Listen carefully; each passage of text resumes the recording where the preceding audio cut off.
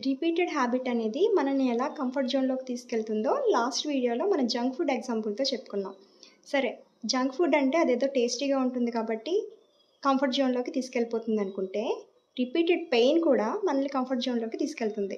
For example, ఒక ఆవిడని వాళ్ళ హస్బెండ్ బాగా తిడుతూ, కొడుతూ ఉన్నారనుకుందాం.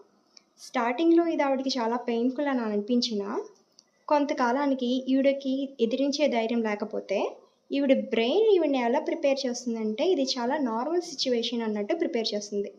ఇంకొంతకాలానికి ఎలా ప్రిపేర్ చేస్తుందంటే, ఈ సిట్యుయేషన్ అనేది తనని చాలా కంఫర్టబుల్ జోన్‌లో ఉంచుతున్నట్టు ప్రిపేర్ చేస్తుంది. ఇలాంటి సిట్యుయేషన్‌కి అలవాటు పడ్డ వ్యక్తి నెక్స్ట్ జనరేషన్‌కి ఎలాంటి సలహా ఇస్తారంటే, భర్త తిట్టడం, కొట్టడం అనేది సర్వసాధారణం. ఆ మాత్రం భరించలేకపోతే ఎలా అన్నట్టు మాట్లాడతారు. ఇలా మాట్లాడుతున్నారంటే ఇక్కడ ఈవిడ చెడ్డదని కాదు యాక్చువల్లీ. ఈవిడ ఆ సిట్యుయేషన్‌ని ఒక కంఫర్టబుల్ జోన్ నుంచి చూస్తున్నారనమాట. గుర్తుపెట్టుకోండి, రిపీటెడ్ హ్యాబిట్‌కి అలవాటు పడ్డ మనిషి రియాలిటీని గమనించలేడు. రియాలిటీని అర్థం చేసుకోలేడు. మీకు ఇలాంటి రిపీటెడ్ హ్యాబిట్స్ ఏమన్నా ఉంటే ఒకసారి గమనించుకోండి. Thank you.